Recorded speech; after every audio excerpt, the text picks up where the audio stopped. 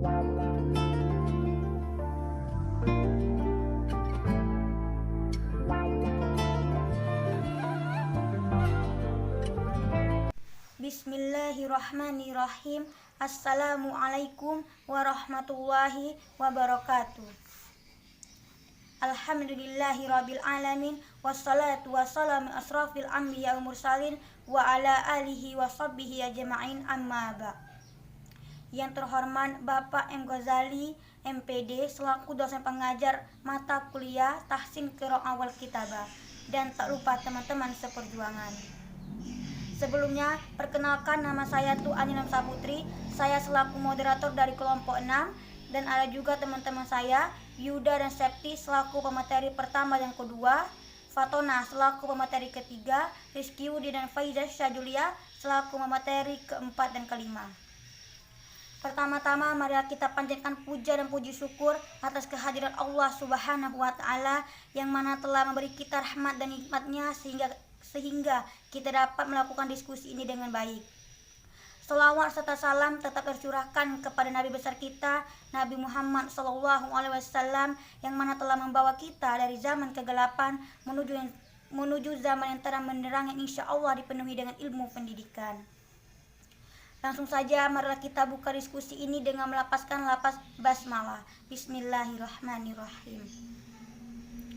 Langsung saja, kami dari kelompok 6 akan mempresentasikan makalah kami yang berjudul Hukum Mim Mati bertemu dengan huruf idgham syafawi.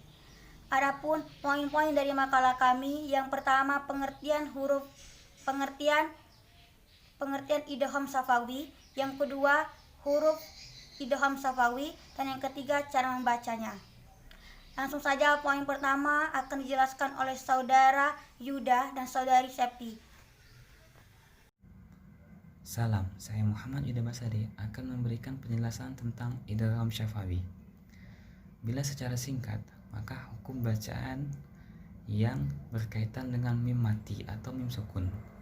Idgham syafawi terdiri dari dua kata, yaitu idgham yang berarti memasukkan, serta syafawi yang berarti bibir tempat huruf mim keluar.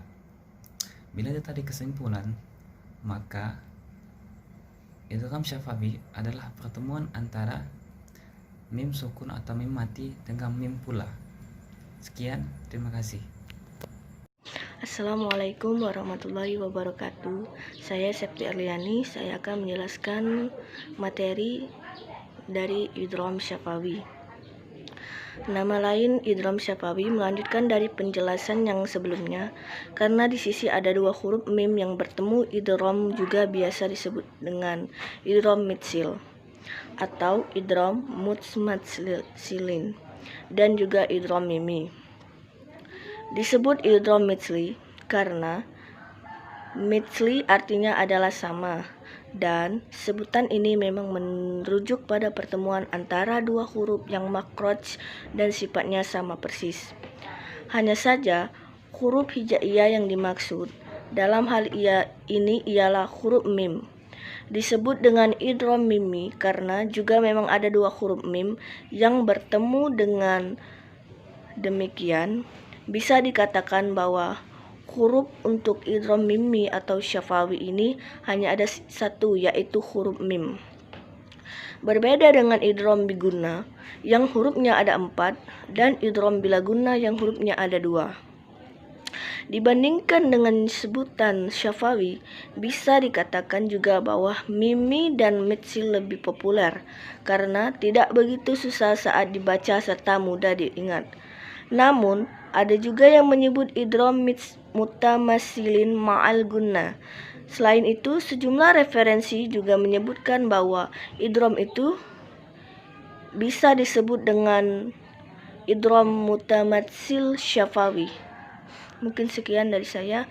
Wassalamualaikum warahmatullahi wabarakatuh. Bismillahirrahmanirrahim. Di sini saya akan menyebutkan huruf yang termasuk ke dalam idgham syafawi. Adapun huruf yang masuk ke dalam idgham syafawi ada satu huruf, yakni huruf mim.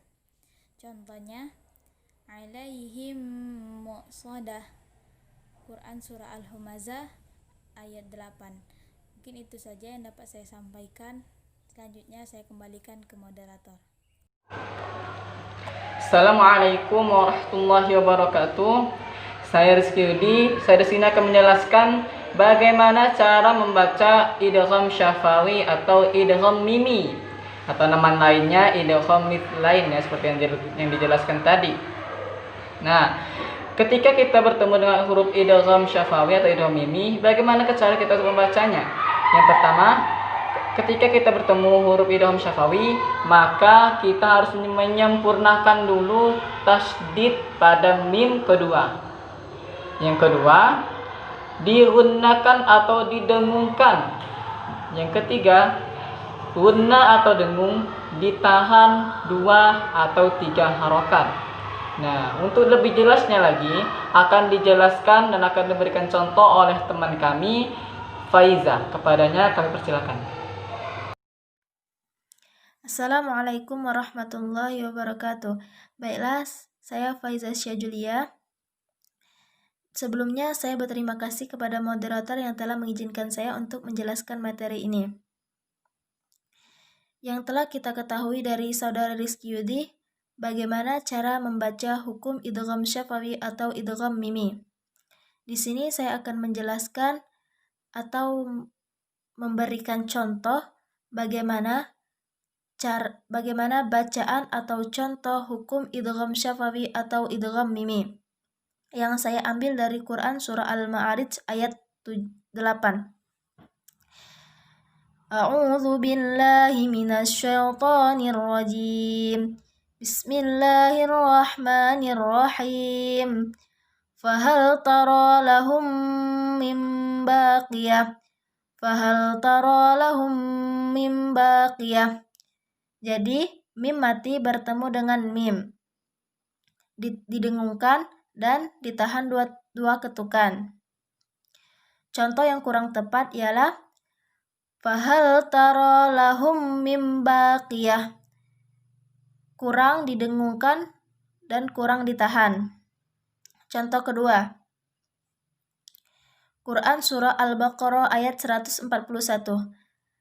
Laha ma kasabat walakum ma kasabatum.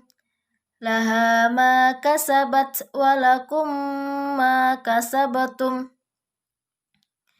Dan contoh yang ketiga,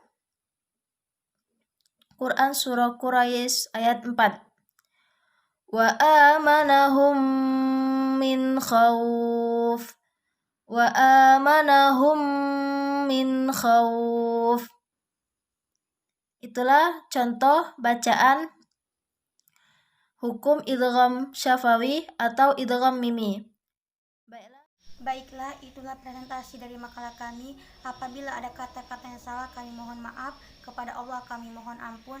Marilah kita tutup diskusi ini dengan melafazkan lafaz hamdalah. Alhamdulillahirabbil alamin. Wassalamualaikum warahmatullahi wabarakatuh.